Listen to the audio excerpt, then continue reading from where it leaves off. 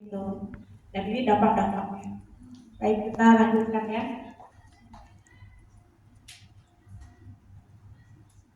Oke, ini tadi sebenarnya sudah kita bahas juga dengan Bapak Ibu mengenai penghargaan menurunkan kualitas dan juga penghargaan dapat mematikan kreativitas. Ini juga sering kita dapati dalam kegiatan kita dalam belajar dan mengajar ya. Jadi kalau anak kita berikan tugas, yang ngumpul duluan dapat nilai yang lebih bagus gitu ya.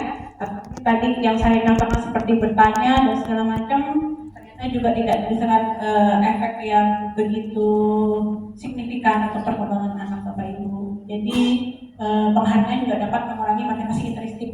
Jadi dia cuma maunya kalau aku kayak ini aku dapat hadiah gitu ya. Kalau aku ngerjain tugas ya aku dapat nilai gitu. Kalau aku nggak ngerjain tugas ya aku nggak dapat nilai. Jadi pengerjaan tugasnya itu hanya sebatas nilai penghargaan atau hukuman, tapi bukan ada dalam motivasi intrinstiknya dia. Gitu bahwa saya harus mengerjakan dengan pekerjaan yang berkualitas. Saya harus memahami hal ini dan belajar dengan hal yang diberikan oleh guru-guru saya. Jadi ternyata itu ya yang kita hadapi.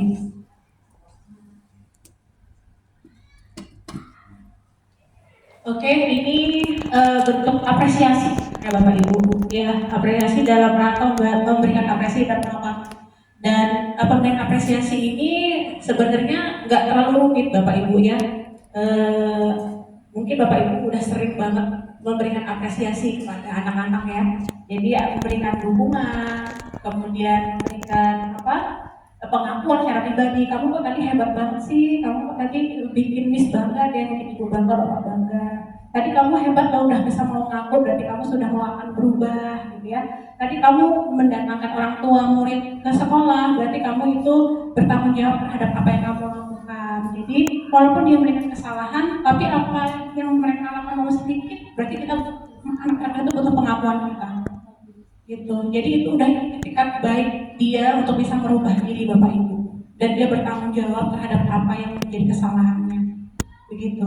Kemudian berikan pengakuan kepada setiap murid. Jadi ini mungkin tugas Bapak Ibu juga ya, memberikan pengakuan kepada semua muridnya bahwa mereka itu adalah manusia yang berharga dan memiliki keunikannya masing-masing. Nah, kita guru menuntun sifatnya Bapak Ibu ya, menuntun kepada hal-hal yang mampu untuk bisa membangkitkan dan terus memotivasi mereka dan berikan pengakuan juga secara konsisten. Jadi jangan pilih-pilih atau semau kita gitu ya, tapi ini juga berbicara kepada saya, kadang-kadang saya juga kurang konsisten ya Bapak Ibu ya, tapi berupaya kita terus berupaya sebagai guru dan juga kita harus fokus pada prosesnya bukan hasil, fokus pada proses anak. Jadi mungkin kalau harian itu mungkin hasil ya Bapak Ibu, tapi balik lagi yang namanya pembelajaran adalah pembelajaran itu atau pendidikan adalah satu hal berproses, kegiatan yang berproses gitu. Jadi kita melihat mereka terus berkembang dan perubahan. Jadi inti pendidikan itu seperti itu. Baik, lanjut ya Bapak Ibu.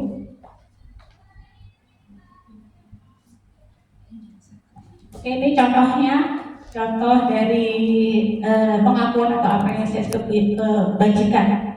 Jadi mungkin saya sebagai menghadapi siswa memberikan suatu apresiasi buat mereka. Jadi di situ ada situasi. Nah, situasinya itu adalah menolong murid baru di kelas kita. Nah, pembukanya kemarin saya perhatikan. Nah, nilai kebajikannya kamu punya empati yang besar terhadap murid yang baru begitu ya. Nah, berarti itu hal yang kecil aja sebenarnya. Jadi dia mungkin merasa senang, bahagia gitu ya, membantu temannya mendapatkan murid yang baru. Jadi dia memberikan perhatian kepada siswa yang baru. Kemudian itu situasi yang kedua, pada saat kamu membantu teman-temanmu di tugas kelompok. Jadi mungkin kita melihat karena itu butuh effort banget kelompok kayak Bapak Ibu. Jadi di situ Bapak Ibu bisa memberikan apresiasinya walaupun hanya cuma sedikit tentang kepedulian anak itu untuk menghargai kelompoknya dan lain-lain. Dan juga itu yang terakhir adalah cuma kertas aja, hal kecil aja. Ya, terima kasih untuk tanggung jawabmu, terima kasih kamu sudah mau membersihkan gitu, terima kasih kamu sudah mau peduli. Jadi hal itu bagi anak sangat berarti ternyata. Bukan hal kecil nih, cuma suruh mungut sampah atau kertas gitu.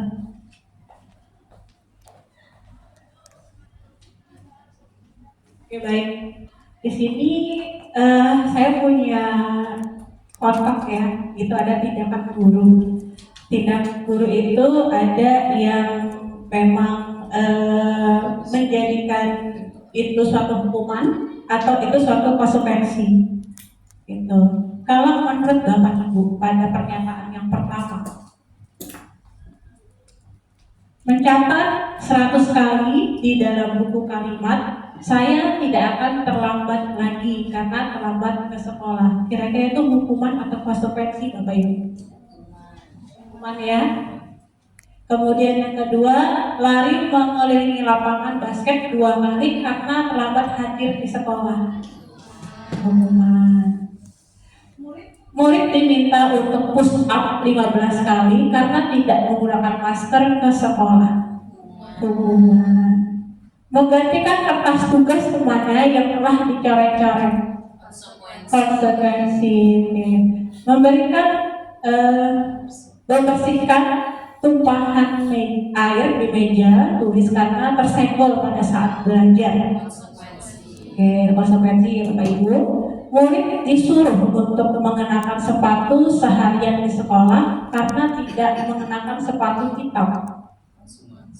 Konsekuensi. Murid disuruh untuk tidak menggunakan sepatu seperti ini ya Bapak Ibu ya. Hukuman atau konsekuensi? Hukuman atau ada yang konsekuensi juga ya. Lari mengelilingi lapangan basket 2 kali karena terlambat 10 menit untuk pelajaran PJOK. Oke, kita lihat jawabannya. Oke, ini Bapak Ibu jawabannya. Jadi ternyata mencatat 100 kali dalam bentuk kalimat tadi betul ya, hukuman. Kemudian poin yang kedua, lari mengelilingi lapangan basket 2 kali, terlambat hadir di sekolah itu juga hukuman, meminta push up juga hukuman, menggantikan kertas itu konsekuensi ya Bapak Ibu ya. Kemudian membersihkan tumpahan air juga konsekuensi, karena itu kesalahan dan harus diperbaiki, konsekuensi seperti itu. Kemudian tidak menggunakan sepatu, mohon maaf ada kesalahan karena tidak menggunakan itu juga suatu hukuman. Dan lari mengelilingi lapangan 2 kali karena terlambat 10 menit di PJOK, itu tadi konsekuensi. Ya, konsekuensinya mungkin sudah disepakati gitu ya. Jadi dimulai dengan suatu konsekuensi. Jadi ini ada beberapa hal yang mungkin pernah saya lakukan juga dan ternyata itu termasuk ke dalam hukuman atau konsekuensi yang dihadapi oleh anak.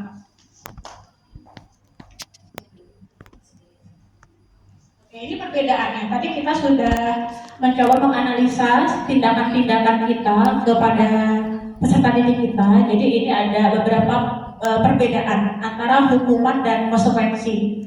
Hukuman yang pertama, sesuatu yang menyakiti harus terjadi. Jadi hukuman itu sifatnya menyakiti ya Bapak Ibu ya. Sesuatu yang membuat siswa itu tidak nyaman gitu, dan sifatnya menyakiti. Mungkin kalau misalkan kita menyuruh mereka 100 kali keliling lapangan pada saat terlambat, itu mungkin bukan hanya menyakiti tapi juga mempermalukan dia sebagai siswa. Kemudian kalau konsekuensi itu memang harus terjadi. Kalau dia menumpahkan air di meja temannya, dia harus ngelap gitu, karena itu konsekuensinya. Dia numpahin air di lantai, dia harus ngepel, karena itu konsekuensi yang harus terjadi pada dirinya dia. Kemudian yang kedua, membuat anak sakit fisik maupun hatinya untuk jangka waktu yang lama. Jadi seperti tadi dia suruh lari di lapangan 100 kali, itu bukan hanya menyakiti secara fisik aja dan capek, ternyata juga dia mempermalukan diri dia di hadapan teman-teman yang lain. Gak ada Bapak Ibu di sini yang mau dipermalukan ya Bapak Ibu, termasuk kita. Itu anak-anak juga sama ternyata. Itu. Kemudian konsekuensi di sini membuat anak merasa tidak nyaman dalam jangka waktu yang pendek. Dalam jangka waktu yang pendek tadi kan dia menumpahkan air di lantai, disuruh ngepel gitu ya. Karena konsekuensi itu ternyata tidak memberikan kenyaman, tapi dalam jangka waktu yang pendek aja, pas dia gitu tadi. Gitu. Habis itu kan ya udah biasa lagi gitu.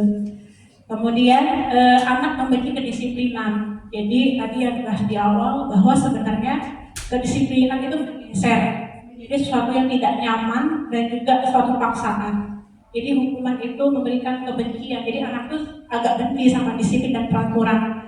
Terkadang kita itu mendengar anak itu bilang seperti ini, lah peraturan itu ada untuk dilanggar, ya. Saking bencinya mungkin ya dari peraturan yang diberikan. Baik, konsekuensi adalah menghargai disiplin gitu. Tadi begitu dia merupakan kan dia menghargai, memang itu adalah suatu hal yang menjadi konsekuensi yang harus dia lakukan. Gitu. Dia sangat menghargai hal itu. Kemudian hukum itu sifatnya memaksa gitu kan, tidak boleh datang telat gitu ya. Berarti kan memaksa Bapak Ibu. Kemudian kalau untuk konsekuensi adalah stimulus dan tanggapan. Gitu. Tadi sudah dicontohkan. Kemudian mendorong anak menyakiti diri sendiri. Nah ini juga hukuman juga. Kemudian yang pada konsekuensi mendorong anak agar mudah menyesuaikan diri. Ini konsepnya tadi sudah kita bahas. Kemudian konsep dari yang buruk. Jadi hukuman itu konsep dari hal yang buruk, sedangkan yang konsekuensi adalah konsep dari yang baik. Jadi tadi konotasi hukuman adalah negatif ya, Bapak Ibu. Kemudian ada juga anak belajar untuk menyembunyikan kesalahannya. Terkadang anak itu kalau misalkan melakukan kesalahan karena kita paksa untuk hukuman, dia selalu menjawab suatu hal yang diinginkan oleh gurunya, bukan berdasarkan kenyataan yang ada. Ngaku nggak tahu, gitu ya, Bapak Ibu ya. Ngaku nggak tahu, kamu ngaku aja sama saya gitu ya. Nah itu adalah hal-hal yang saya pribadi juga pernah melakukannya. Jadi anak itu belajar untuk menyembunyikan kesalahannya, tidak bisa terbuka dengan kita. Mau kita bilang kamu jujur beneran gitu ya. Jadi itu suatu hal yang mengintimidasi sebenarnya. Ya, jadi dia tidak bisa bersifat secara terbuka gitu kepada kita. Anak kemudian konsekuensi itu anak belajar untuk mematuhi peraturan ya. Kemudian yang terakhir adalah hukuman itu memberikan rasa bersalah, marah, dipermalukan, merasa tidak dihargai. Sedangkan konsekuensi adalah kehilangan hak, dibuat tidak nyaman, diasingkan untuk sementara atau di time out. Jadi konsekuensi itu tidak nyamannya itu jangka pendek. Sedangkan untuk hukuman itu konsekuensinya yang dihadapi adalah secara jangka panjang. Gitu. Itu perbedaan antara hukuman dan konsekuensi.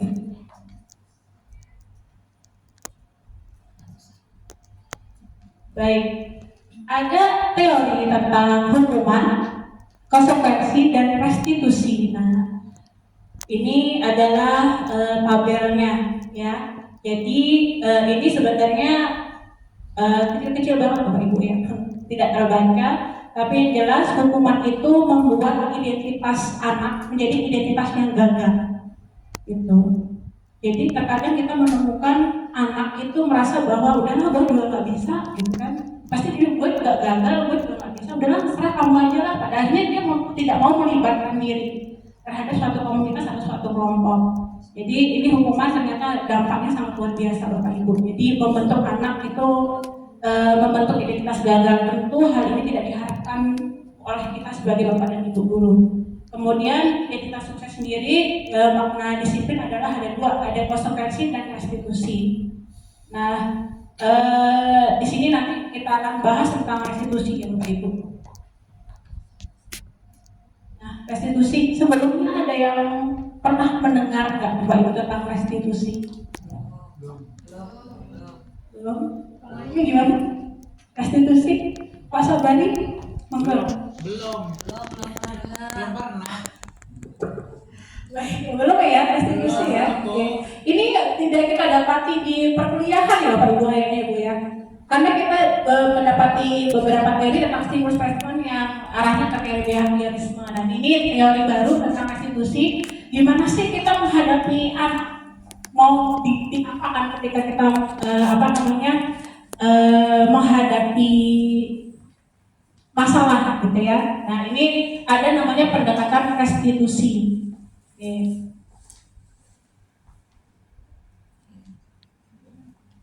Oke, baik, kita ke arah definisi dulu tentang restitusi, Ibu. Jadi restitusi sendiri adalah proses menciptakan kondisi bagi murid untuk memperbaiki kesalahannya. Jadi kita memberikan ruang kepada mereka memberikan arahan kepada mereka untuk bisa memperbaiki kesalahannya. Lewat siapa? Lewat dirinya dia sendiri. Gitu. Sehingga mereka bisa kembali dengan mereka dengan karakter yang lebih baik dan lebih baru. Restitusi juga merupakan proses kolaboratif yang mengajarkan murid untuk bisa mencari solusinya sendiri. Jadi bukan kita yang mengajarin, kamu harusnya kayak gini gitu ya, kamu kan bisa begini gitu. Itu yang selalu saya berikan kepada anak-anak. Kadang saya nggak rasa sabar gitu ya untuk bisa menuntaskan permasalahan itu. Tapi menurut teori restitusi ini, ternyata kita harus memberikan ruang kepada anak-anak untuk bisa mencari solusinya sendiri. Itu sehingga dia nanti menjadikan dia memiliki karakter yang lebih kuat dan lebih baru, dengan lebih baik. Kemudian membantu murid berpikir tentang orang seperti apa yang mereka inginkan untuk tujuan murid dan bagaimana mereka harus memperlakukan orang lain. Jadi kita hanya menuntun Bapak Ibu, ya, dari teori restitusi ini kita memberikan ruang yang cukup untuk anak untuk bisa memperdayakan pemikirannya sendiri untuk bisa cari solusi. Saya harus seperti apa dan bagaimana menurut keyakinannya mereka, begitu.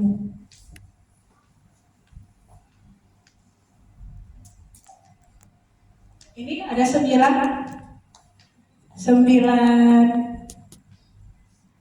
ciri restitusi. Yang pertama adalah bukan untuk menembus kesalahan, namun untuk belajar dari kesalahan. Kira-kira Bapak Ibu ada yang bisa memberikan pendapatnya nggak untuk poin yang pertama? Kira-kira apa ya? Bukan untuk menembus kesalahan, namun untuk belajar dari kesalahan. Monggo silakan, Pak Sobari. Apa ya?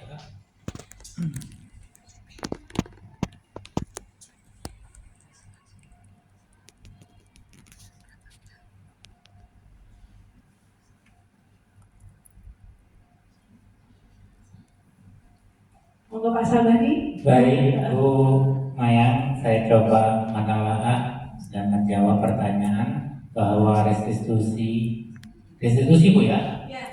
Salah satunya adalah bukan untuk menebus kesalahan, namun untuk belajar dari kesalahan. Iya, bahwa di sini dengan restitusi yang saya pahami anak itu bukan ditempatkan di posisi yang salah Bu ya, tapi belajar dari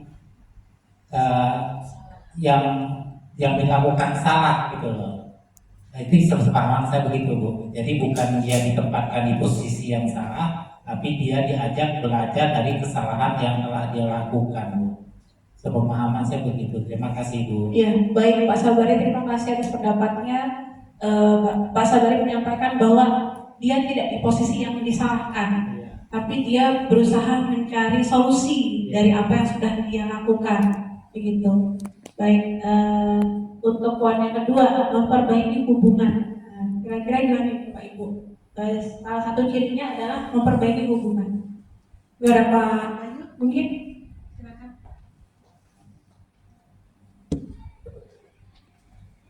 Baik, terima kasih. Poin kedua, memperbaiki hubungan. Yang pertama telah disampaikan tentang menembus kesalahan ya, untuk belajar dari kesalahan. Sedikit saya tambahkan di poin ke-1 terkait seorang peserta didik di dalam proses belajarnya ini adalah sebuah proses ya, proses pendewasaan, proses perbaikan sikap, perbaikan etika dan pembelajaran dan lain sebagainya. Artinya dalam hal ini ketika seorang peserta didik ketika dalam bergaul banyak melakukan kesalahan, jadi tidak bisa seorang peserta didik ini menjadikan apa yang dilakukan karena sebuah hal yang ada di lingkungannya sehingga dia menembus kesalahan yang ada, tapi dia harus belajar dari kesalahan yang telah dia lakukan. Poin yang kedua itu memperbaiki hubungan, karena dalam berproses itu dalam lingkungan itu pasti ada kontra, baik peserta didik satu dengan peserta didik lainnya. misalnya itu ada bullying bagi teman-teman satu dan yang lainnya, itu harus bisa. Itulah salah satu ciri restitusi untuk bisa memperbaiki hubungan di lingkungan kelas ataupun sekolah. Gitu. Baik, terima kasih Pak Bayu atas pendapatnya. Jadi ternyata restitusi ini juga mampu untuk bisa memperbaiki hubungan antara teman sekelasnya, ya. Hubungan antar teman sekelasnya mungkin juga bisa hubungan antara kita dengan siswa.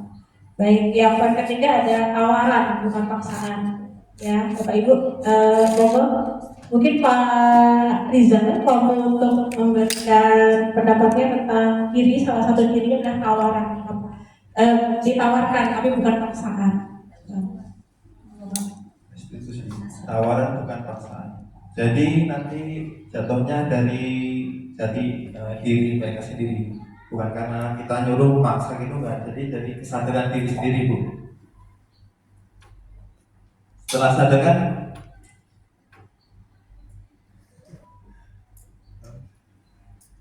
Bukan paksaan, Pak. Ditawarkan solusinya kepada mereka. Kita tidak memaksakan kehendak kita kan kepada mungkin gitu ya Bapak ya. Iya. Terima kasih Bapak.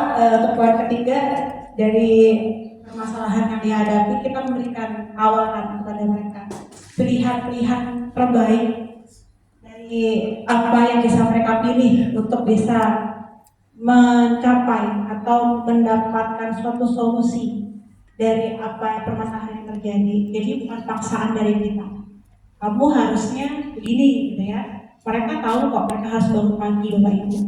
Mereka tahu kok mereka tuh harus mengumpul tugas tepat waktu sebenarnya. Cuma terkadang kita nggak sabar, gitu kan? Kita maksa kamu kan bisa bangun pagi gitu. Sebenarnya jawaban itu mereka sudah tahu. Dan dari segitiga restitusi ini kita memberikan ruang kepada mereka. Ayo gimana coba caranya? Saya harus berangkat pagi Bu. Gitu.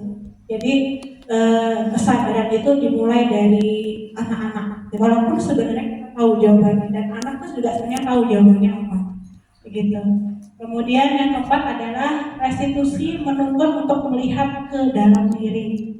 Bu Mumun mungkin bisa memberikan pendapat tentang restitusi menuntut untuk melihat ke dalam diri.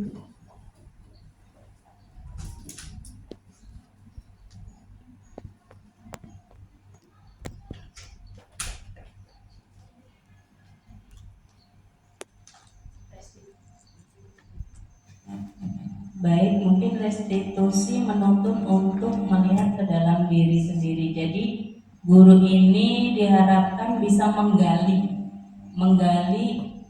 kamu mau sukses gak sih gitu, dengan pertanyaan-pertanyaan yang membuat dia itu berpikir bahwa oh iya saya ini punya sesuatu yang bisa saya banggakan gitu dalam diri sendiri gitu. Jadi guru juga harus punya pertanyaan-pertanyaan yang bisa membuat anak itu berpikir bahwa saya harus mengembangkan diri saya sendiri nih. Mungkin seperti itu ya Bu Maya ya. Terima kasih Bu Mumun. Ternyata tadi yang dibilang Bu Mumun bahwa anak itu juga sebenarnya harus mengakui kelebihannya dia gitu ya, dengan cara pertanyaan romantik gitu ya yang kita berikan kepada dia gitu kan. Kira-kira harus seperti apa Mak gitu ya, kira-kira mau gimana gitu ya. Nanti dia akan keluar untuk melihat dirinya dia sejauh apa sebenarnya. Oh ternyata saya orangnya seperti ini gitu ya. Baru dia kayak sadar, oh ternyata saya orangnya bisa juga ya gitu ya. Gitu, baik. Kemudian yang paling kelima adalah restitusi mencari kebutuhan dasar yang mendasari tindakan. Mungkin Bu Martina bisa mengungkapkan pendapatnya tentang restitusi mencari kebutuhan dasar yang mendasari tindakan.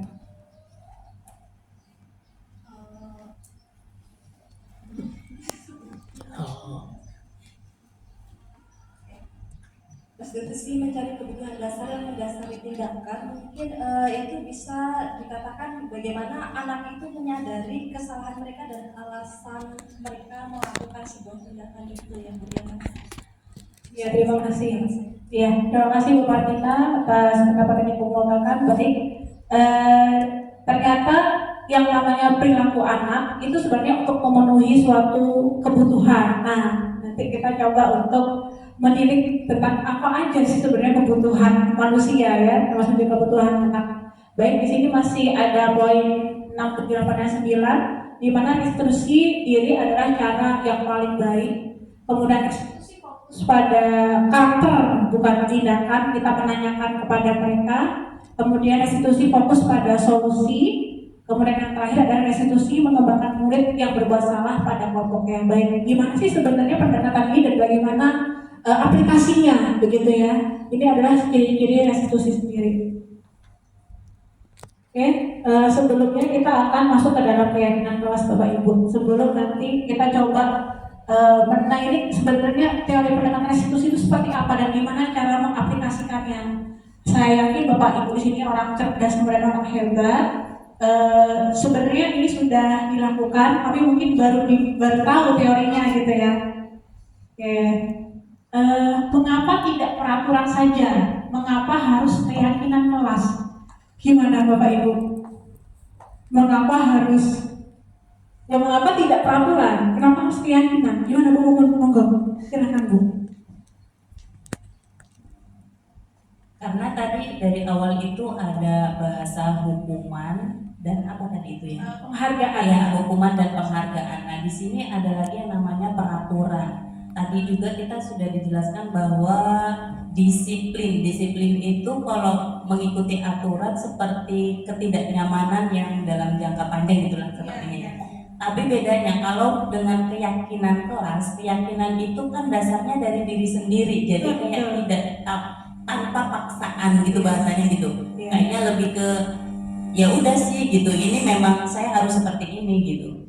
Tapi kalau peraturan kayaknya lebih kaku gitu bahasanya ya. Iya, seperti itu. Iya. Terima kasih Bu Mumun atas pendapatnya. Baik, kalau peraturan itu sifatnya adalah menghukum dan memberikan tidak nyaman, tapi kalau keyakinan ternyata timbul dari diri sendiri gitu. Mengapa tidak peraturan tapi keyakinan? Baik, terima kasih atas pendapatnya. Nah, ada beberapa hal yang kita hadapi dalam kehidupan sehari-hari. Contohnya, mengapa kita memiliki peraturan harus menggunakan helm? Kenapa nggak usah aja? Itu peraturan juga nggak Bapak Ibu? Peraturan nggak Bapak Ibu? Peraturan. Tapi kenapa harus kita lakukan? Sadar diri. Karena sadar diri ya, buat menggunakan helm ya. Ada lagi nggak Bapak Ibu? Kenapa harus menggunakan helm? Gitu. Boleh nggak pakai? Kan itu peraturan kan berarti. Gimana Bapak Ibu? Mengapa kita memiliki peraturan 3M? Menggunakan masker, mencuci tangan, menjaga jarak 1,5 meter. Atau mengapa kita memiliki peraturan harus datang tepat waktu pada saat mengikuti pelatihan? Nah, di peraturan ya Bapak Ibu ya. Tapi kita harus lakukan kan ya? Gimana? Pak Sabari? Monggo Pak.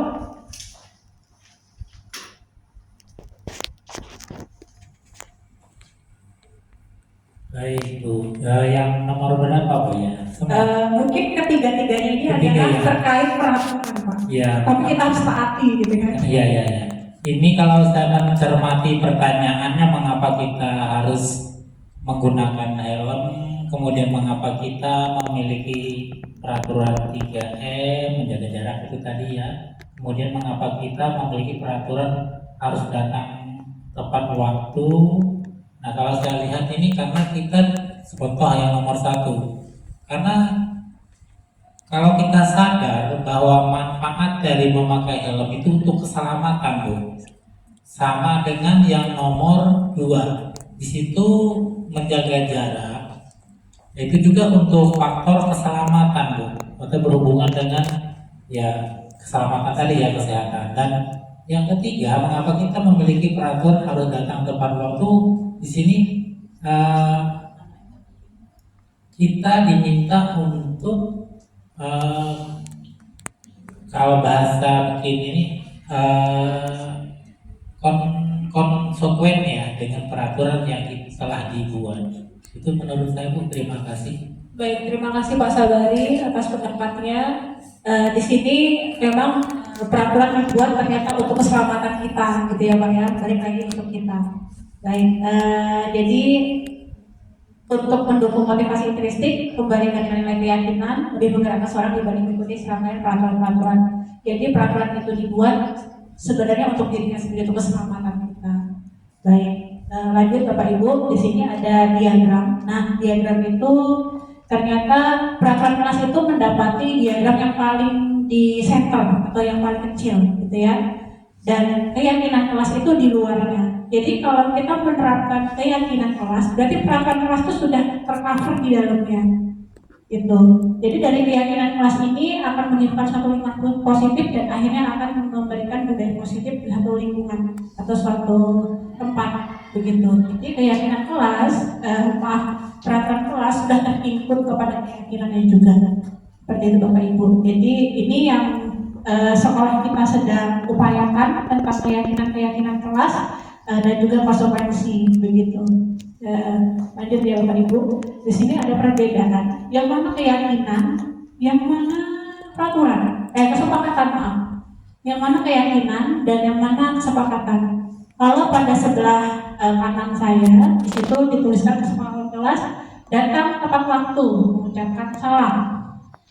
Yang kedua, menjaga kebersihan sekolah. Yang ketiga, berdoa sebelum dan sudah belajar, aktif dalam membagi dan tertib. Sedangkan yang di sebelah kiri saya itu tentang kesepakatan. Kami guru dan murid yang saling menyayangi. Kami murid yang semangat belajar. Kami murid yang peduli dengan teman-teman. Manakah yang menjadi keyakinan Bapak Ibu? Apakah yang di kanan saya ataukah yang di kiri saya? Pak Bayu mungkin bisa memberikan pendapatnya.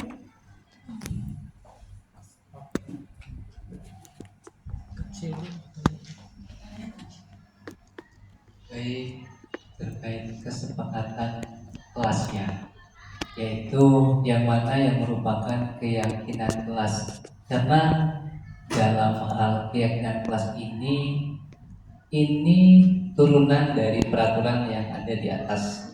Itu biasanya begitu. Dari peraturan yang sudah ada di setiap sekolah-sekolah, maka turunlah kesepakatan kelas, karena seorang peserta didik ini yang paling efektif itu adanya kesepakatan di dalam kelasnya dengan teman-teman kelasnya dan wali kelas yang ada di kelas tersebut. Artinya dari dua gambar itu manakah yang menjadi keyakinan kelas? Iya Pak. Kalau saya yang kanan ya Bu ya. Yang kanan saya. Ya, kanan ya. Ibu. Ya, jadi yang menjadi keyakinan kelas menurut Pak Bayu di sebelah kanan Pak ya. Jadi yang pertama datang tepat waktu dan mengucapkan salam. Itu kemudian menjaga kebersihan sekolah dan yang poin-poin selanjutnya.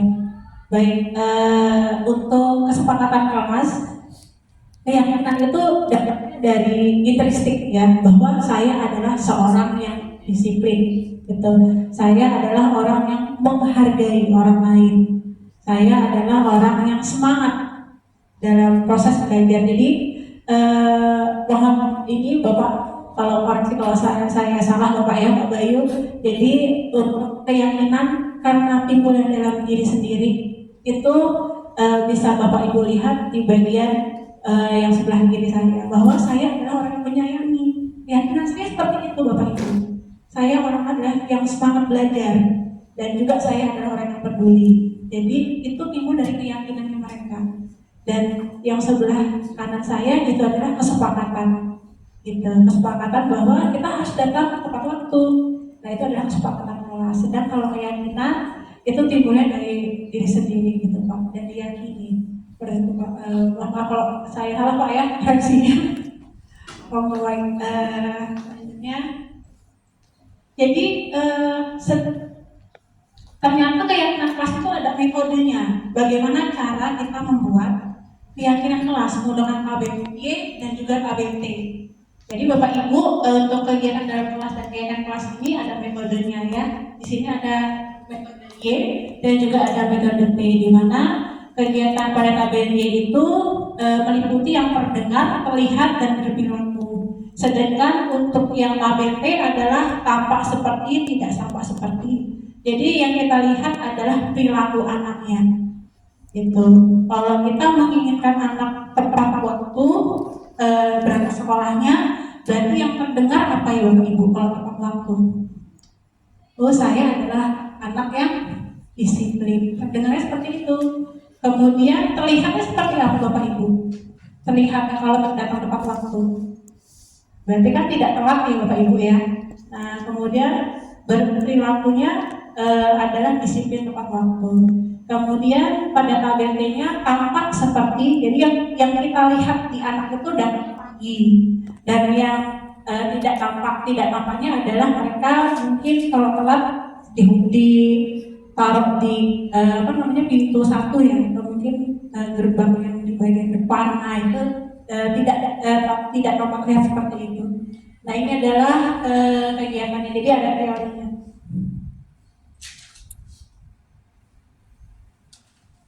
Baik, kita kebutuhan dasar manusia ya Bapak Ibu ya. Lanjut, di kebutuhan dasar manusia ternyata ada lima dasar kebutuhan manusia. 5 dasar kebutuhan manusia adalah bertahan hidup.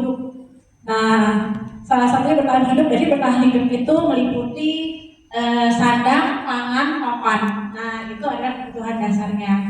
Kemudian kebutuhan atas kasih sayang dan rasa diterima. Jadi anak-anak dan terutama kita juga butuh dicintai dan disayangi. Ternyata itu juga satu kebutuhan Bapak Ibu. Kemudian kebutuhan atas penguasaan, gitu.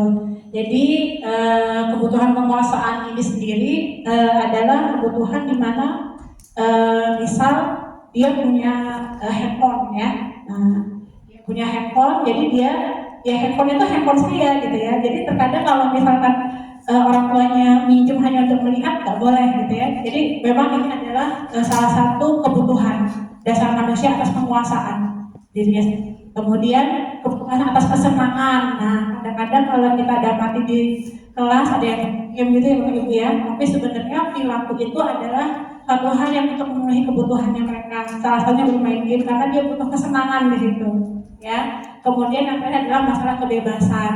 Terkadang kita menemui murid yang bilang, ayo Bapak, Ibu kita belajar di luar gitu ya, karena dia nggak mau terkait dan ingin merasakan suatu kebebasan ya, kemerdekaan. Nah ini adalah kebutuhan dasar manusia.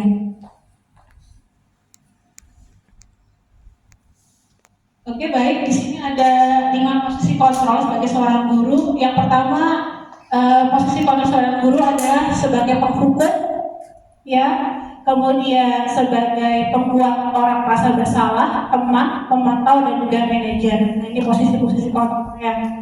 Kita ada di posisi yang mana ya Bapak Ibu ya? Nah ini ada karakteristiknya. Baik saya bacakan untuk penghukum itu guru berbuat menghardik, menunjuk, menyakiti dan menyindir.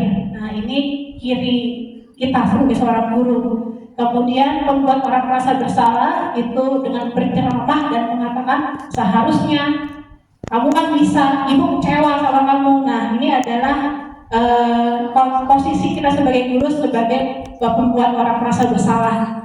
Nah kemudian yang teman, nah ada ciri khasnya juga membuat alasan-alasan untuk muridnya. Nah ini sebagai teman.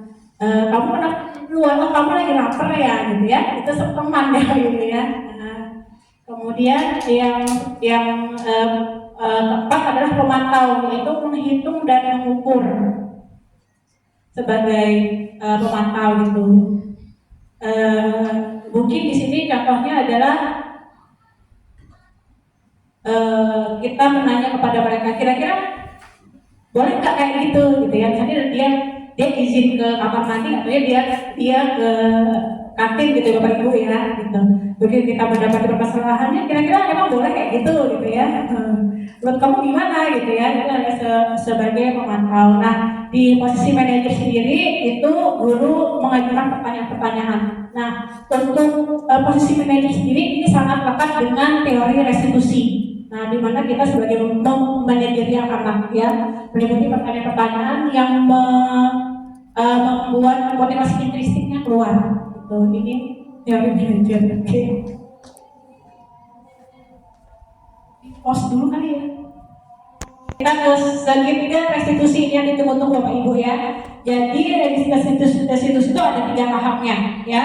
Yang pertama ada menstabilkan identitas dulu, kemudian memvalidasi kebutuhannya dia, dan yang terakhir adalah menanyakan keyakinan.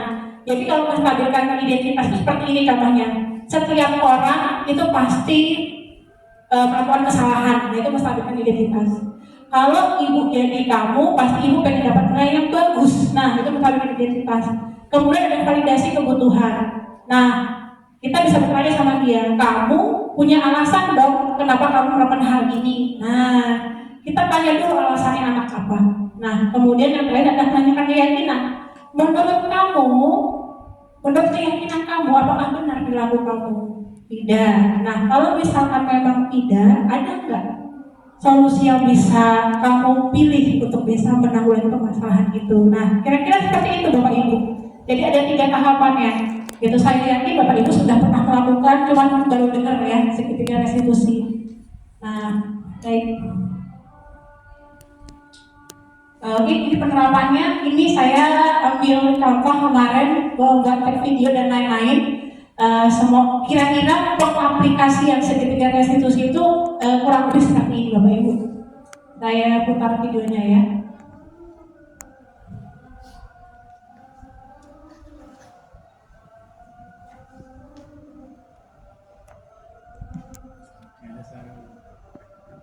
Di skip aja nih.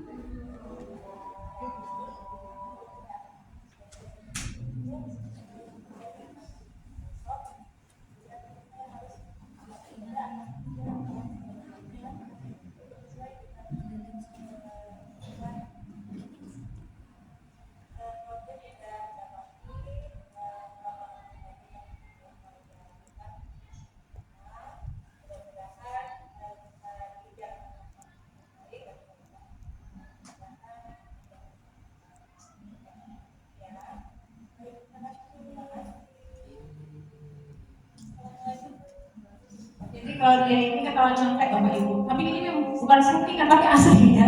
Begitu saya ngawas, dia memberikan jawaban kepada temannya, dia bukan mencontek, tapi dia butuh keyakinan. Benar nggak sih jawaban saya gitu ya?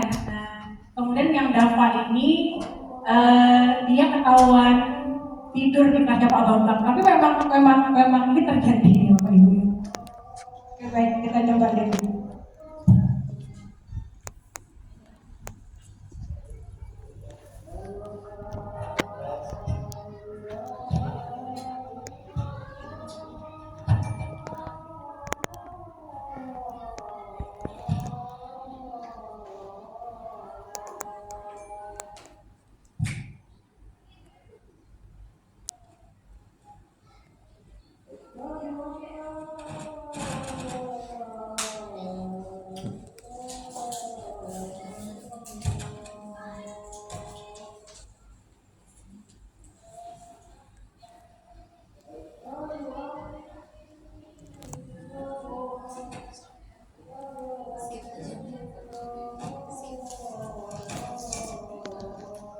Oke, terima kasih Bapak Ibu. Itu tadi tentang budaya kelas. Budaya baik. Iya. Saya haturkan banyak terima kasih atas kehadiran Bapak Ibu mau hadir dalam kesempatan ini. Mohon maaf sudah mengganggu waktunya.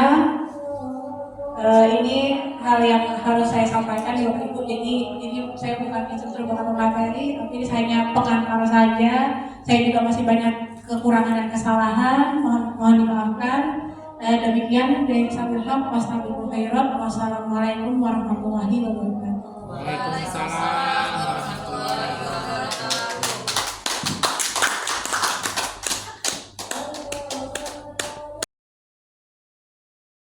Merit dengan penghargaan rusak hubungan gitu ya Bapak Ibu. Jadi penghargaan itu ternyata juga bisa dapat memberikan merusakkan hubungan antara teman yang satu dengan teman yang lain gitu ya, karena timbul rasa apa namanya iri gitu ya, karena ya itu lagi ya gitu. Oke, baik. Jadi poin yang pertama sampai poin terakhir mungkin kurang lebih seperti itu Bapak Ibu. Kemudian penghargaan itu menghukum. Monggo silakan diberikan pendapatnya. Mungkin Bu Novi, silakan. Bu Novi, gimana tuh dampaknya dari pemberian penghargaan? Kenapa kok penghargaan itu menghukum Ibu? Penghargaannya menghukum. Kalau menurut aku itu poin-poinnya aku jelas satu aja. Penghargaan yang merusak hubungan tadi. Iya, bagian penghargaan menghukum. Kenapa penghargaan itu menjadi menghukum bagi siswa, bagi anak? Oke, yang pertama mungkin karena bebannya ya, misalkan nih Bu Maya jadi siswa SMA Negeri 2 Metro sangat berprestasi. Terus tiba-tiba ada siswa baru yang menggantikan posisinya Bu Mayang. Ya, akhirnya Bu Mayang itu penghargaan yang seharusnya dapat buat saya. Terus bukan hanya untuk Bu Mayang, menurut saya itu menjadi satu hal yang Bu Mayang rasakan tuh kayak terpukul gitu, kayak kehilangan sesuatu gitu yang penghargaannya tapi tiba-tiba dialihkan ke siswa lain. Nah itu menurut saya salah satu penghargaan yang menghukum gitu. Iya, baik, terima kasih Ibu Novi bahwa penghargaan menghukum itu beban ya, beban siswa ketika dia tidak mendapatkan suatu hal yang dia inginkan, dia merasa beban gitu, atau mungkin dia malah digantikan dengan orang lain gitu ya. Mungkin jadi apa namanya? Susah move on. Iya, susah move on. Kalau anak sekarang bilangnya apa? Gamon ya. Gamon dari apa yang sudah dicapai. Jadi itu termasuk beban juga terhadap anak-anak. Jadi itu menghukum sebenarnya. Pernah ada gitu, makanya di kurikulum Merdeka sendiri tidak ada ranking sebenarnya. Jadi yang ranking 1 merasa terbebani, yang ranking 2 merasa kalah dari yang ranking 1. Jadi penghargaan yang menghukum dan penghargaan merusak hubungan itu masuk ke dalam apa namanya kegiatan kita dan pembagian rapat dalam hal ranking seperti itu ya Bapak Ibu. Jadi sebenarnya ranking itu nggak usah aja gitu ya. Baik, lanjut penghargaan memulai ketepatan. Monggo gimana kira-kira dampaknya? Pak Sabari mungkin ingin berpendapat tentang penghargaan mengurangi ketepatan. Monggo Pak. Baik, terima kasih Bu Maya. Saya mencoba mengartikan bahwa penghargaan itu mengurangi ketepatan. Menurut sepemahaman saya bahwa dengan penghargaan itu belum tentu seseorang itu dapat lebih berprestasi. Hampir ada kaitannya dengan poin-poin yang di atas, bahwa penghargaan itu bisa saja dirasakan satu hukuman atau beban seperti tadi ya.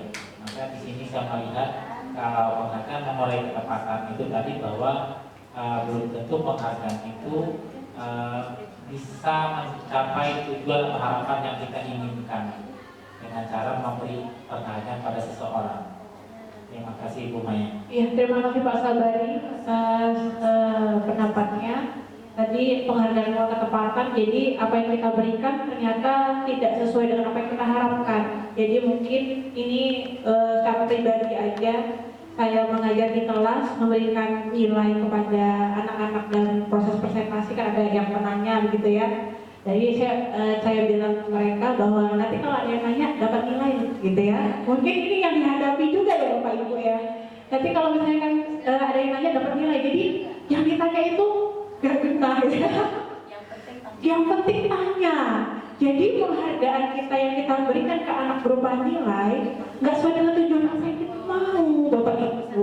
Jadi penghargaan ternyata mulai ketepatan juga gitu lah. Apa yang kita mau, berkualitas yang muncul, timbul ide-ide baru, malah yang nanya nggak karu-karuan gitu ya. Jadi hal-hal sepele ditanyain gitu ya demi nilai gitu ya.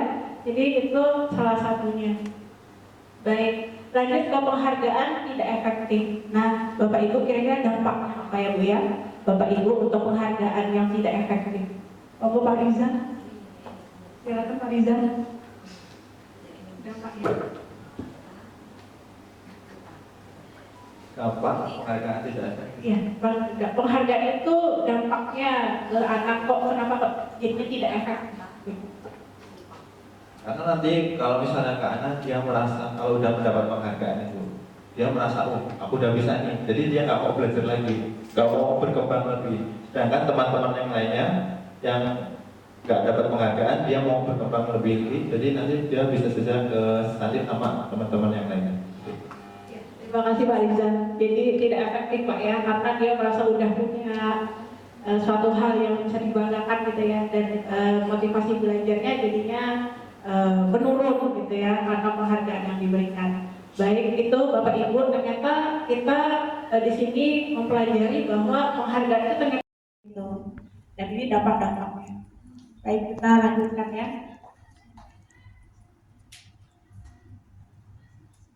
Oke, ini tadi sebenarnya sudah kita bahas juga dengan Bapak Ibu mengenai penghargaan menurunkan kualitas dan juga penghargaan dapat mematikan kreativitas. Ini juga sering kita dapati dalam kegiatan kita dalam belajar dan mengajar ya. Jadi kalau anak kita berikan tugas, yang ngumpul duluan dapat nilai yang lebih bagus gitu ya. Tadi yang saya contohkan seperti bertanya dan segala macam, ternyata juga tidak memberikan efek yang begitu signifikan untuk perkembangan anak Bapak Ibu. Jadi penghargaan juga dapat mengurangi motivasi intrinsik. Jadi dia cuma maunya kalau aku kayak ini aku dapat hadiah gitu ya. Kalau aku ngerjain tugas ya aku dapat nilai gitu. Kalau aku nggak ngerjain tugas ya aku nggak dapat nilai. Jadi pengerjaan tugasnya itu hanya sebatas nilai penghargaan atau hukuman, tapi bukan ada dalam motivasi intrinstiknya dia. Gitu bahwa saya harus mengerjakan dengan pekerjaan yang berkualitas. Saya harus memahami hal ini dan belajar dengan hal yang diberikan oleh guru-guru saya. Jadi ternyata itu ya yang kita hadapi.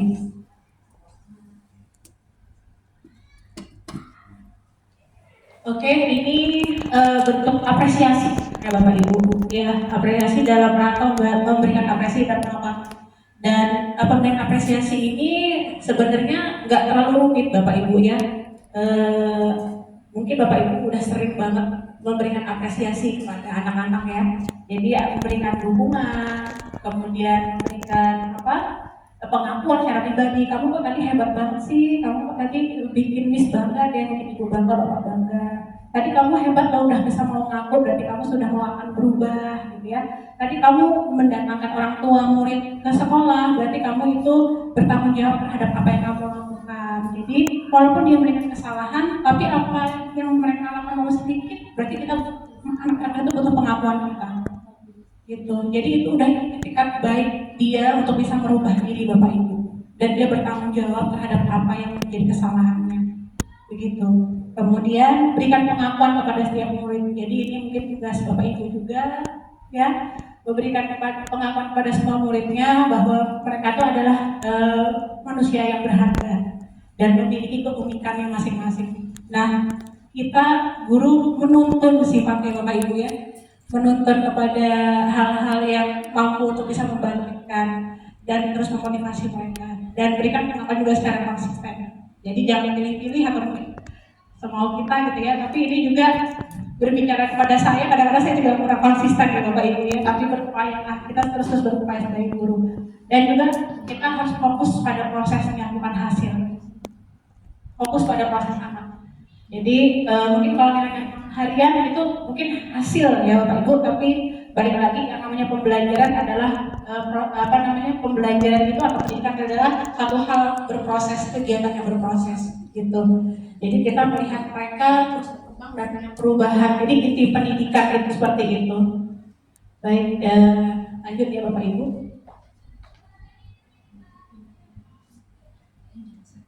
Oke, ini contohnya contoh dari pengakuan atau apresiasi kebajikan.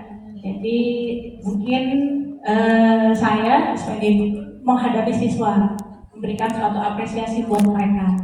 Jadi di situ ada situasi. Nah, situasinya itu adalah menolong murid baru di kelas kita. Nah, pembukanya kemarin saya perhatikan. Nah, nilai kebajikannya, kamu punya empati yang besar terhadap murid yang baru, begitu ya.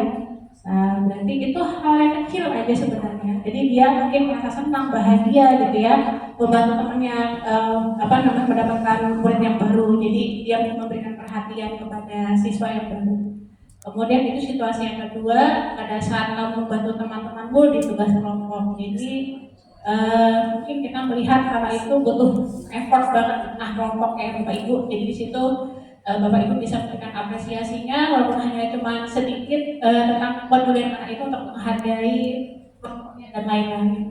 Dan juga itu yang terakhir adalah cuma kertas aja, hal kecil aja.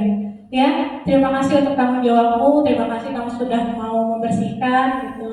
Terima kasih kamu sudah mau peduli. Jadi hal itu bagi anak sangat berarti ternyata. Bukan cuma hal kecil aja, cuma ngusur-ngusur sampah atau kertas gitu.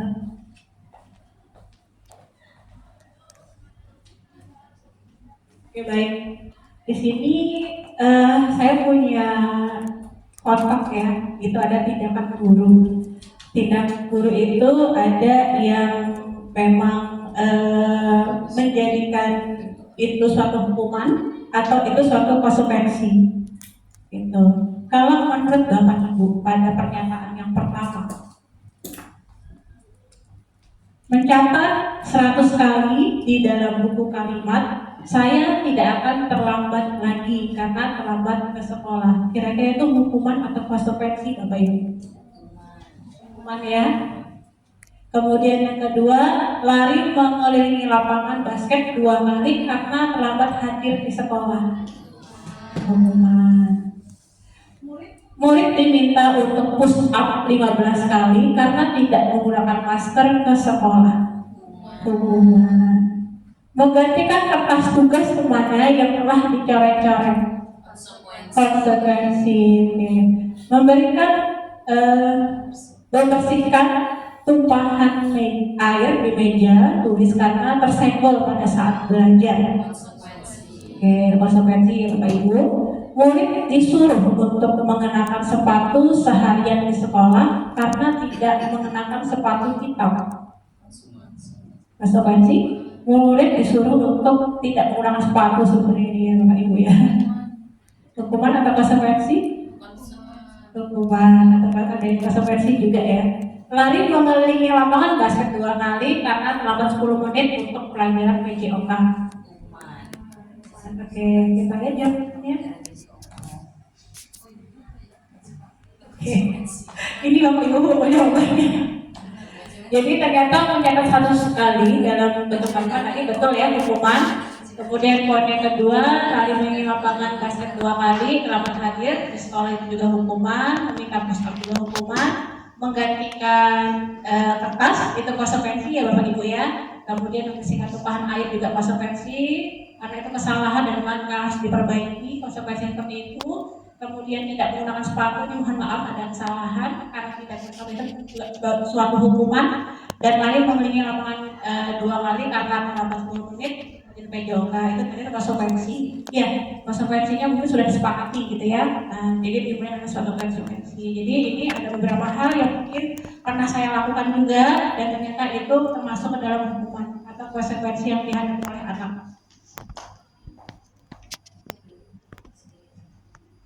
Oke, ini perbedaannya. Tadi kita sudah mencoba menganalisa tindakan-tindakan kita kepada peserta didik kita. Jadi ini ada beberapa perbedaan antara hukuman dan konsekuensi. Hukuman yang pertama, sesuatu yang menyakiti harus terjadi. Jadi hukuman itu sifatnya menyakiti ya Bapak Ibu ya. Sesuatu yang membuat siswa itu tidak nyaman gitu dan sifatnya menyakiti. Mungkin kalau misalkan kita menyuruh mereka 100 kali keliling lapangan. Pada saat terlambat itu mungkin bukan hanya menyakiti tapi juga mempermalukan dia sebagai siswa. Kemudian kalau konsekuensi itu memang harus terjadi. Kalau dia menumpahkan air di meja temannya, dia harus ngelap gitu. Karena itu konsekuensinya. Dia numpahin air di lantai, dia harus ngepel. Karena itu konsekuensi yang harus terjadi pada dirinya dia. Kemudian yang kedua, membuat anak sakit fisik maupun hatinya untuk jangka waktu yang lama. Jadi seperti tadi dia suruh lari di lapangan 100 kali, itu bukan hanya menyakiti secara fisik aja dan capek, ternyata juga dia mempermalukan diri dia di hadapan teman-teman yang lain. Gak ada Bapak Ibu di sini yang mau dipermalukan ya Bapak Ibu, termasuk kita. Itu anak-anak juga sama ternyata. Itu. Kemudian konsekuensi di sini membuat anak merasa tidak nyaman dalam jangka waktu yang pendek. Dan yang waktu yang pendek tadi kan dia menumpahkan air di lantai, disuruh ngepel gitu ya. Karena konsekuensi itu ternyata tidak memberikan kenyamanan, tapi dalam jangka waktu yang pendek aja pas dia gitu tadi. Gitu. Habis ngepel ya udah biasa lagi gitu. Kemudian anak membenci kedisiplinan. Jadi tadi yang dibahas di awal bahwa sebenarnya kedisiplinan itu bergeser. Jadi sesuatu yang tidak nyaman dan juga suatu paksaan. Jadi hukuman itu memberikan kebencian. Jadi anak itu agak benci sama disiplin dan peraturan. Terkadang kita itu mendengar anak itu bilang seperti ini, lah peraturan itu ada untuk dilanggar, ya. Saking bencinya mungkin ya dari peraturan yang diberikan. Baik, konsekuensi adalah menghargai disiplin itu. Tadi begitu dia merupakan kan dia menghargai, memang itu adalah suatu hal yang menjadi konsekuensi yang harus dia lakukan. Gitu. Dia sangat menghargai hal itu. Kemudian hukuman itu sifatnya memaksa, gitu kan, tidak boleh datang telat, gitu ya. Berarti kan memaksa Bapak Ibu. Kemudian kalau untuk konsekuensi adalah stimulus dan tanggapan. Gitu. Tadi sudah dicontohkan. Kemudian mendorong anak menyakiti diri sendiri. Nah, ini juga hukuman juga. Kemudian yang pada konsekuensi mendorong anak agar mudah menyesuaikan diri. Ini konsepnya tadi sudah kita bahas. Kemudian konsep dari yang buruk. Jadi hukuman itu konsep dari hal yang buruk, sedangkan yang konsekuensi adalah konsep dari yang baik. Jadi tadi konotasi hukuman adalah negatif ya, Bapak Ibu. Kemudian ada juga anak belajar untuk menyembunyikan kesalahannya. Terkadang anak itu kalau misalkan melakukan kesalahan karena kita paksa untuk hukuman, dia selalu menjawab satu hal yang diinginkan oleh gurunya, bukan berdasarkan kenyataan yang ada. Ngaku nggak kamu? Gitu ya, Bapak Ibu ya. Ngaku nggak kamu? Kamu ngaku aja sama saya gitu ya. Nah itu adalah hal-hal yang saya pribadi juga pernah melakukannya. Jadi anak itu belajar untuk menyembunyikan kesalahannya, tidak bisa terbuka dengan kita. Mau kita bilang kamu jujur benar gitu ya. Jadi itu suatu hal yang mengintimidasi sebenarnya. Ya, jadi dia tidak bisa bersifat secara terbuka gitu kepada kita. Anak kemudian konsekuensi itu anak belajar untuk mematuhi peraturan ya. Kemudian yang terakhir adalah hukuman itu memberikan rasa bersalah, marah, dipermalukan, merasa tidak dihargai. Sedangkan konsekuensi adalah kehilangan hak, dibuat tidak nyaman, diasingkan untuk sementara atau di time out. Jadi konsekuensi itu ketidaknyamannya itu jangka pendek. Sedangkan untuk hukuman itu konsekuensinya yang dihadapi adalah secara jangka panjang. Gitu. Itu perbedaan antara hukuman dan konsekuensi.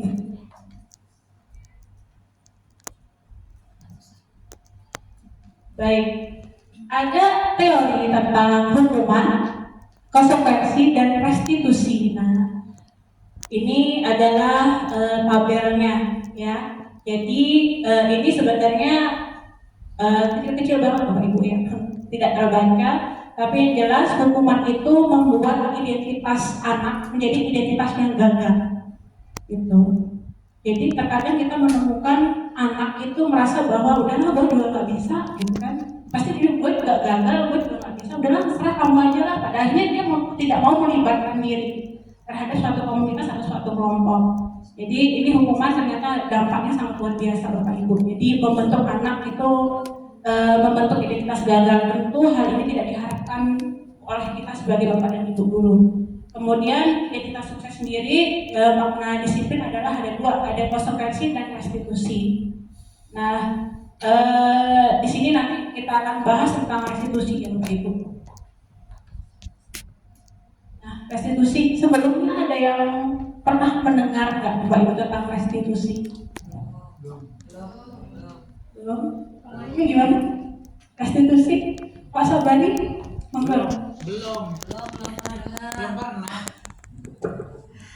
Belum ya restitusi ya. Oke. Ini tidak kita dapati di perkuliahan ya Bapak Ibu kayaknya Bu ya. Karena kita mendapati beberapa teori tentang stimulus respon yang arahnya ke teori behaviorisme. Dan ini teori baru tentang restitusi. Gimana sih kita menghadapi mau diapakan ketika kita menghadapi masalah gitu ya. Nah ini ada namanya pendekatan restitusi.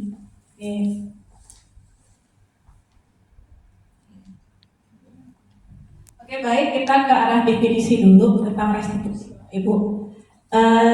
Jadi restitusi sendiri adalah proses menciptakan kondisi bagi murid untuk memperbaiki kesalahannya. Jadi kita memberikan ruang kepada mereka, memberikan arahan kepada mereka untuk bisa memperbaiki kesalahannya. Lewat siapa? Lewat dirinya dia sendiri. Gitu. Sehingga mereka bisa kembali dengan mereka dengan karakter yang lebih baik dan lebih baru. Restitusi juga merupakan proses kolaboratif yang mengajarkan murid untuk bisa mencari solusinya sendiri. Jadi bukan kita yang mengajari, kamu harusnya kayak gini gitu ya, kamu kan bisa begini gitu. Itu yang selalu saya berikan kepada anak-anak. Kadang saya nggak rasa sabar gitu ya untuk bisa menuntaskan permasalahan itu. Tapi menurut teori restitusi ini ternyata kita harus memberikan ruang kepada anak-anak untuk bisa mencari solusinya sendiri. Itu sehingga dia nanti menjadikan dia memiliki karakter yang lebih kuat dan lebih baru, dan lebih baik. Kemudian membantu murid berpikir tentang orang seperti apa yang mereka inginkan untuk tujuan murid dan bagaimana mereka harus memperlakukan orang lain. Jadi kita hanya menuntun Bapak Ibu ya, dari teori restitusi ini kita memberikan ruang yang cukup untuk anak untuk bisa memberdayakan pemikirannya sendiri untuk bisa cari solusi. Saya harus seperti apa dan bagaimana menurut keyakinannya mereka begitu.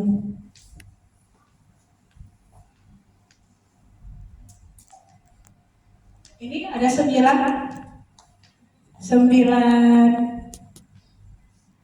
ciri restitusi. Yang pertama adalah bukan untuk menembus kesalahan, namun untuk belajar dari kesalahan. Kira-kira Bapak Ibu ada yang bisa memberikan pendapatnya nggak untuk poin yang pertama?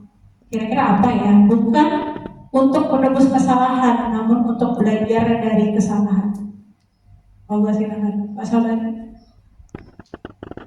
Apa ya?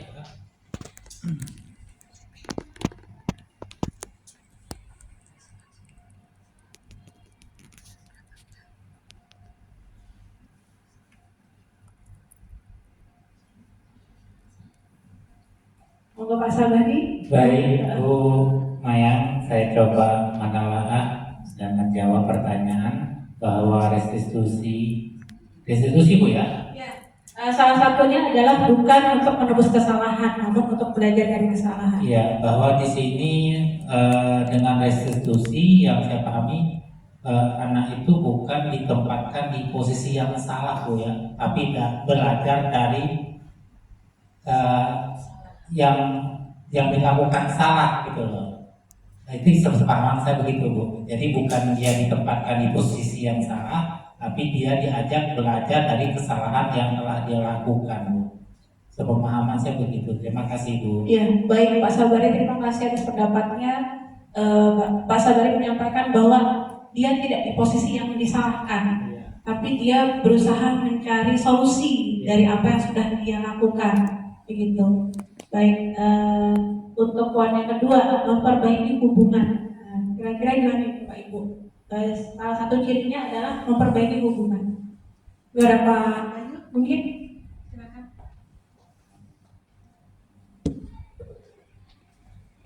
baik, terima kasih. Poin kedua, memperbaiki hubungan. Yang pertama telah disampaikan tentang menebus kesalahan ya, untuk belajar dari kesalahan. Sedikit saya tambahkan di poin ke-1 terkait seorang peserta didik di dalam proses belajarnya ini adalah sebuah proses ya, proses pendewasaan, proses perbaikan sikap, perbaikan etika dan pembelajaran dan lain sebagainya. Artinya dalam hal ini ketika seorang peserta didik ketika dalam bergaul banyak melakukan kesalahan, jadi tidak bisa seorang peserta didik ini menjadikan apa yang dilakukan karena sebuah hal yang ada di lingkungannya sehingga dia menebus kesalahan yang ada, tapi dia harus belajar dari kesalahan yang telah dia lakukan. Poin yang kedua itu memperbaiki hubungan, karena dalam berproses itu dalam lingkungan itu pasti ada kontra, baik peserta didik satu dengan peserta didik lainnya. Misalnya kedua ada bullying bagi teman-teman satu dan yang lainnya, itu harus bisa. Itulah salah satu ciri restitusi untuk bisa memperbaiki hubungan di lingkungan kelas ataupun sekolah. Gitu. Baik, terima kasih Pak Bayu atas pendapatnya. Jadi ternyata restitusi ini juga mampu untuk bisa memperbaiki hubungan antara teman sekelasnya, ya. Hubungan antar teman sekelasnya mungkin juga bisa hubungan antara kita dengan siswa. Baik, yang poin ketiga ada tawaran bukan paksaan, ya Bapak Ibu. Monggo, mungkin Pak Rizal mau untuk memberikan pendapatnya tentang ciri, salah satu ciri adalah tawaran, ditawarkan tapi bukan paksaan. Tawaran bukan paksaan. Jadi nanti jatuhnya dari jati diri mereka sendiri, bukan karena kita nyuruh paksa gitu enggak. Jadi dari kesadaran diri sendiri, Bu. Setelah sadar kan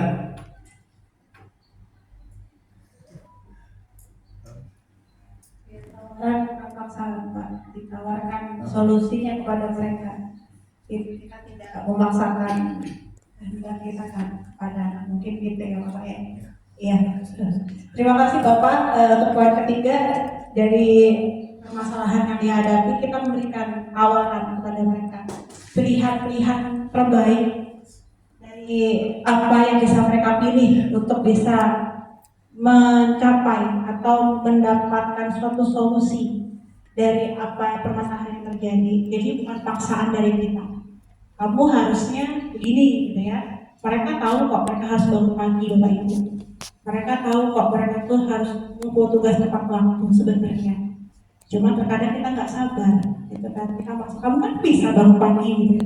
Sebenarnya jawaban itu mereka sudah tahu. Dan dari segitiga restitusi ini kita memberikan ruang kepada mereka. Ayo gimana coba caranya? Saya harus berangkat pagi Bu. Gitu.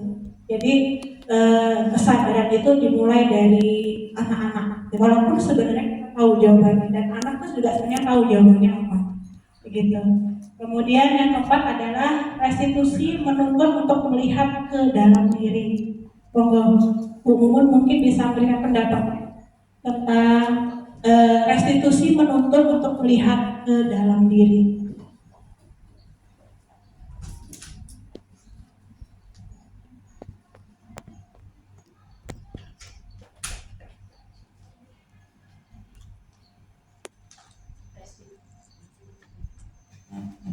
Baik, mungkin restitusi menuntut untuk melihat ke dalam diri sendiri. Jadi guru ini diharapkan bisa menggali kamu mau sukses nggak sih gitu, dengan pertanyaan-pertanyaan yang membuat dia itu berpikir bahwa oh iya saya ini punya sesuatu yang bisa saya banggakan gitu dalam diri sendiri gitu. Jadi guru juga harus punya pertanyaan-pertanyaan yang bisa membuat anak itu berpikir bahwa saya harus mengembangkan diri saya sendiri nih. Mungkin seperti itu ya Bu Mayang ya. Terima kasih Bu Mumun. Ternyata tadi yang dibilang bahwa anak itu juga sebenarnya harus mengakui kelebihannya dia gitu ya, dengan cara pertanyaan romantik gitu ya yang kita berikan kepada dia gitu kan. Kira-kira seperti apa nak gitu ya, kira-kira mau kemana gitu ya, nanti dia akan keluar untuk melihat dirinya dia sejauh apa, oh ternyata saya orangnya seperti ini gitu ya, baru dia kayak sadar, oh ternyata saya orangnya bisa juga ya gitu ya. Gitu, baik. Kemudian yang poin kelima adalah restitusi mencari kebutuhan dasar yang mendasari tindakan. Mungkin Bu Martina bisa mengungkapkan pendapatnya tentang restitusi mencari kebutuhan dasar yang mendasari tindakan.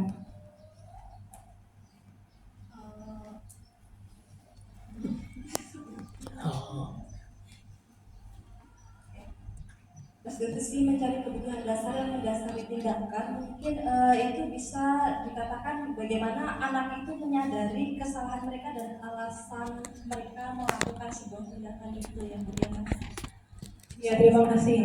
Ya, terima kasih Bu Martina atas pendapat yang dikemukakan. Baik, ternyata yang namanya perilaku anak itu sebenarnya untuk memenuhi suatu kebutuhan. Nah, nanti kita coba untuk menilik tentang apa aja sih sebenarnya kebutuhan manusia ya, termasuk juga kebutuhan anak. Baik, di sini masih ada poin 6, 7, 8, dan 9, di mana restitusi diri adalah cara yang paling baik.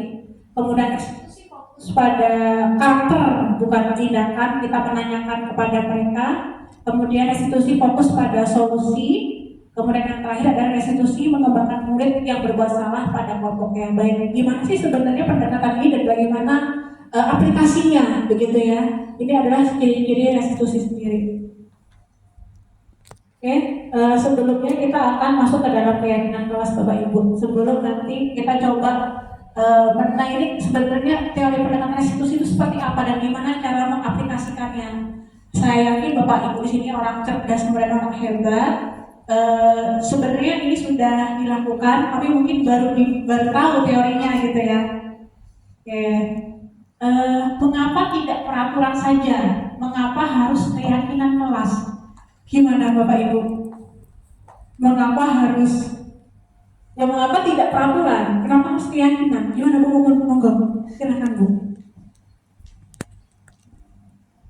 Karena tadi dari awal itu ada bahasa hukuman dan apa tadi itu ya? Penghargaan. Ya, hukuman dan penghargaan. Nah, di sini ada lagi yang namanya peraturan. Tadi juga kita sudah dijelaskan bahwa disiplin itu kalau mengikuti aturan seperti ketidaknyamanan yang dalam jangka panjang itulah sepertinya.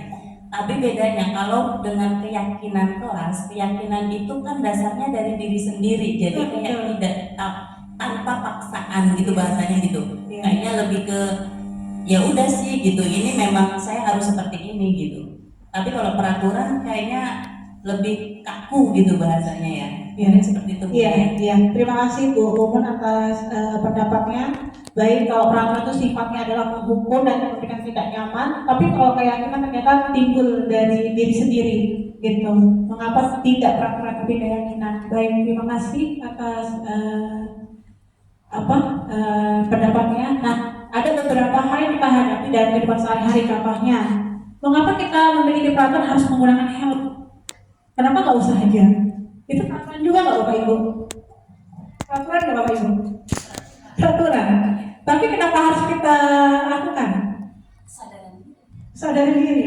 Karena sadar diri ya, buat menggunakan helm ya. Ada lagi nggak Bapak Ibu? Kenapa harus menggunakan helm? Gitu. Boleh nggak pakai? Karena itu peraturan kan berarti. Gimana Bapak Ibu? Mengapa kita memiliki peraturan 3M, menggunakan masker, mencuci tangan, menjaga jarak 1,5 meter? Atau mengapa kita memiliki peraturan harus datang tepat waktu pada saat mengikuti pelatihan? Nah, ini peraturan ya Bapak Ibu ya. Tapi kita harus lakukan kan ya? Gimana? Pak Sabari? Monggo Pak.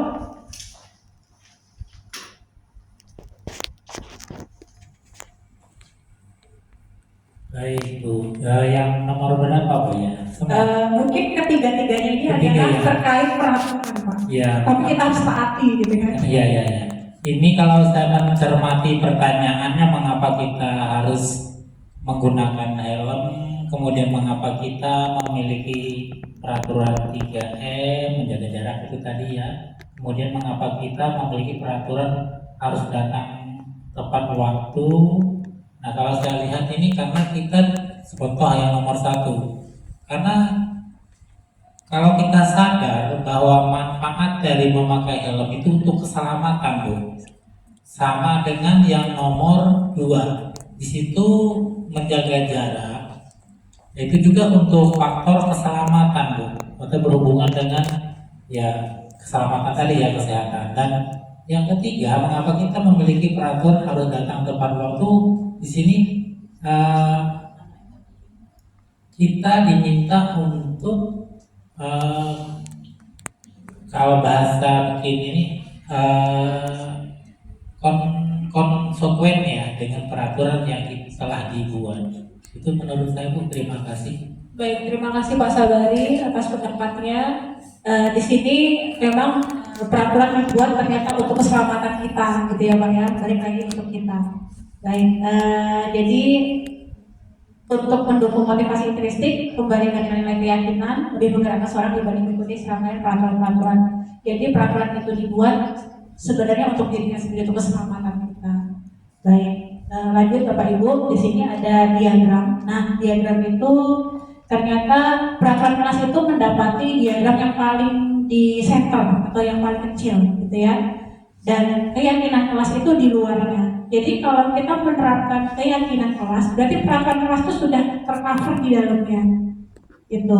Jadi dari keyakinan kelas ini akan menimbulkan suatu lingkungan positif dan akhirnya akan memberikan budaya positif di satu lingkungan atau suatu tempat, begitu. Jadi keyakinan kelas, peraturan kelas sudah terimpun kepada keyakinannya juga. Seperti itu Bapak Ibu. Jadi ini yang sekolah kita sedang upayakan tentang keyakinan kelas dan juga konsekuensi, begitu. Lanjut ya Bapak Ibu. Di sini ada perbedaan. Yang mana keyakinan, yang mana peraturan, kesepakatan, maaf. Yang mana keyakinan dan yang mana kesepakatan. Kalau pada sebelah kanan saya, di situ dituliskan kesepakatan kelas, datang tepat waktu, mengucapkan salam.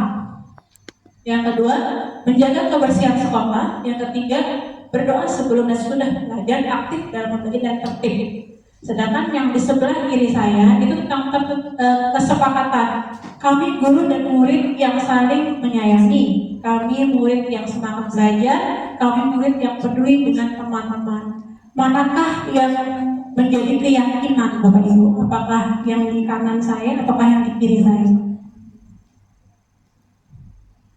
Bapak Pak Bayu mungkin bisa memberikan pendapatnya.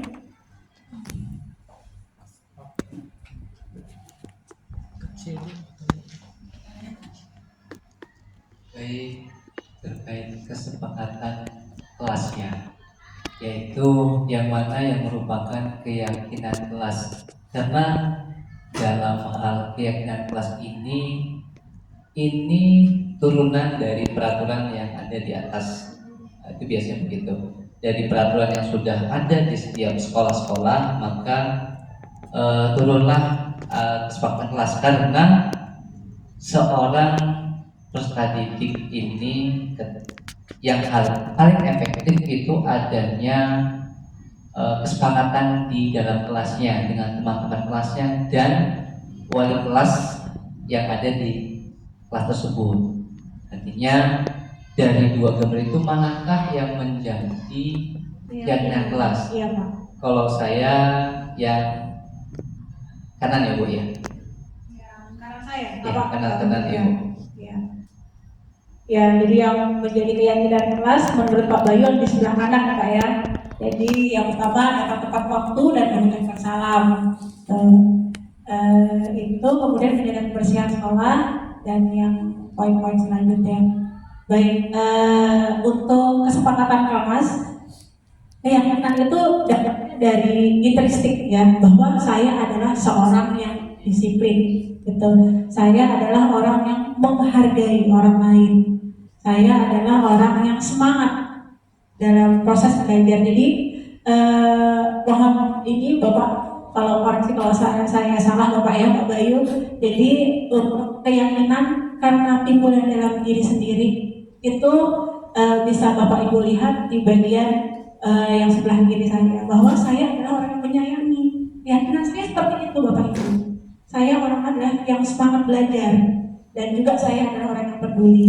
Jadi itu timbul dari keyakinannya mereka. Dan yang sebelah kanan saya itu adalah kesepakatan. Gitu, kesepakatan bahwa kita harus datang tepat waktu. Nah itu adalah kesepakatan kelas. Sedang kalau keyakinan itu timbulnya dari diri sendiri gitu Pak dan diyakini. Seperti itu Pak. Maaf kalau saya salah Pak ya reaksinya. Mulai selanjutnya. Jadi ternyata keyakinan kelas itu ada metodenya. Bagaimana cara kita membuat keyakinan kelas menggunakan KBBY dan juga KBT. Jadi Bapak Ibu untuk kegiatan dalam kelas dan kegiatan kelas ini ada metodenya ya. Di sini ada metode Y dan juga ada metode T, di mana kegiatan pada KBBY itu meliputi yang terdengar, terlihat dan berperilaku. Sedangkan untuk yang KBT adalah tampak seperti, tidak tampak seperti. Jadi yang kita lihat adalah perilaku anaknya. Gitu. Kalau kita menginginkan anak tepat waktu berangkat sekolahnya, berarti yang terdengar apa ya Bapak Ibu kalau tepat waktu? Oh saya adalah anak yang disiplin. Terdengarnya seperti itu. Kemudian terlihatnya seperti apa Bapak Ibu? Terlihatnya kalau datang tepat waktu. Berarti kan tidak telat nih Bapak Ibu ya. Nah kemudian berperilakunya adalah disiplin tepat waktu. Kemudian pada KBT-nya tampak seperti, jadi yang kita lihat di anak itu datang pagi, dan yang tidak tampaknya adalah mereka mungkin kalau telat ditaruh di pintu satu ya, atau mungkin gerbang yang di bagian depan. Nah itu tidak tampak lihat seperti itu. Nah ini adalah kegiatannya, jadi ada teorinya.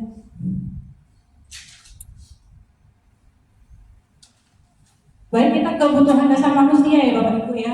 Lanjut di kebutuhan dasar manusia ternyata ada 5 dasar kebutuhan manusia. 5 dasar kebutuhan manusia adalah bertahan hidup. Nah, salah satunya bertahan hidup. Jadi bertahan hidup itu meliputi sandang, pangan, papan. Nah, itu adalah kebutuhan dasarnya. Kemudian kebutuhan atas kasih sayang dan rasa diterima. Jadi anak-anak dan terutama kita juga butuh dicintai dan disayangi, ternyata itu juga satu kebutuhan Bapak Ibu. Kemudian kebutuhan atas penguasaan gitu. Jadi kebutuhan penguasaan ini sendiri adalah kebutuhan di mana misal dia punya handphone ya. Nah, dia punya handphone, jadi dia handphone itu handphone saya gitu ya. Jadi terkadang kalau misalkan orang tuanya minjem hanya untuk melihat, nggak boleh gitu ya. Jadi memang ini adalah salah satu kebutuhan dasar manusia atas penguasaan dirinya sendiri. Kemudian kebutuhan atas kesenangan. Nah kadang-kadang kalau kita dapati di kelas ada yang game gitu ya Bapak Ibu ya. Tapi sebenarnya perilaku itu adalah satu hal yang untuk memenuhi kebutuhannya mereka. Salah satunya bermain game karena dia butuh kesenangan di situ ya. Kemudian yang terakhir adalah masalah kebebasan. Terkadang kita menemui murid yang bilang, ayo Bapak, Ibu kita belajar di luar gitu ya, karena dia nggak mau terkait dan ingin merasakan suatu kebebasan ya, kemerdekaan. Nah ini adalah kebutuhan dasar manusia.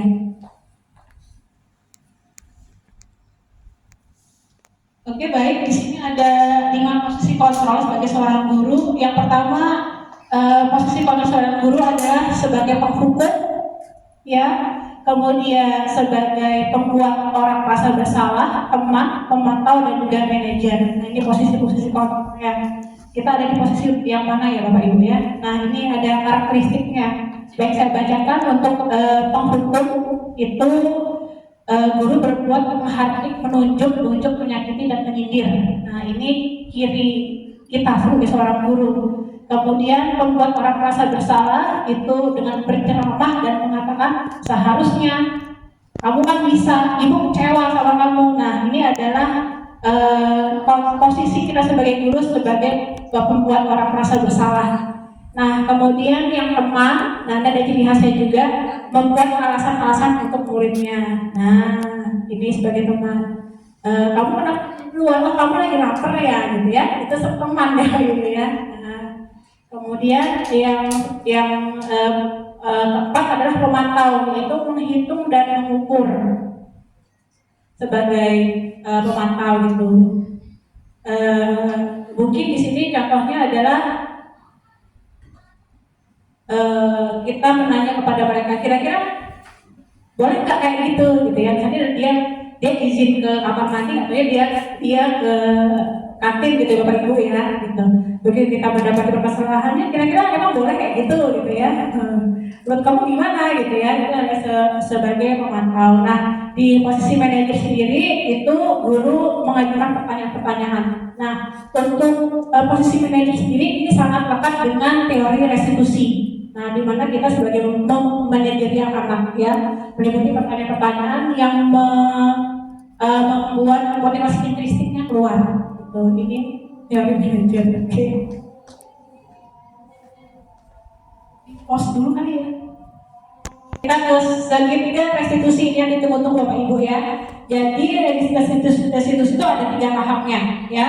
Yang pertama ada menstabilkan identitas dulu, kemudian memvalidasi kebutuhannya dia, dan yang terakhir adalah menanyakan keyakinan.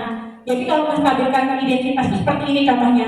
Setiap orang itu pasti melakukan kesalahan, yaitu menstabilkan identitas.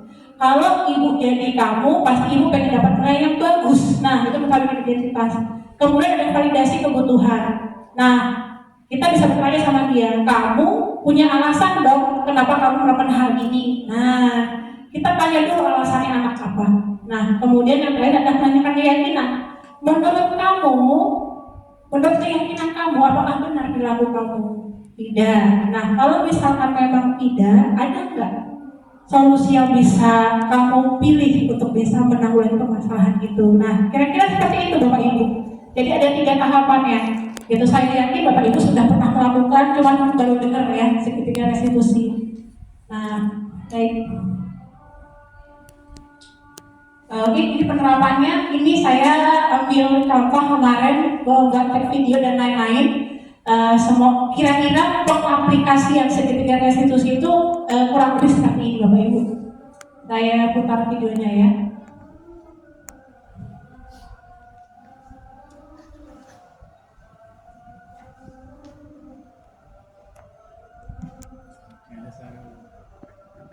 Di skip aja nih.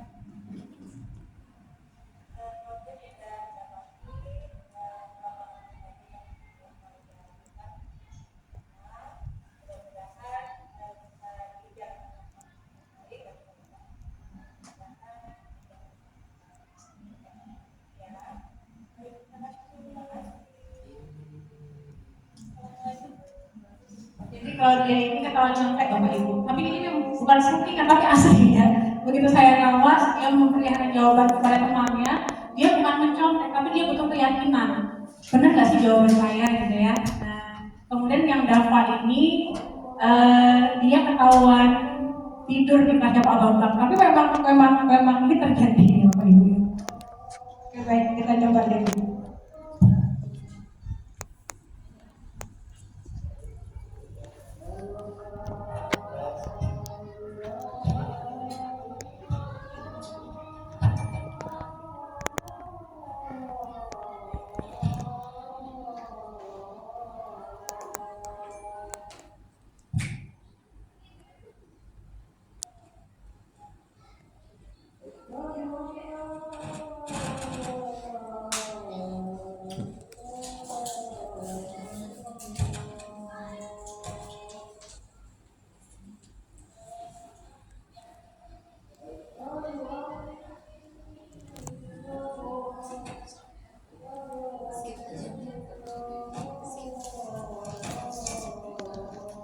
Oke, terima kasih Bapak Ibu.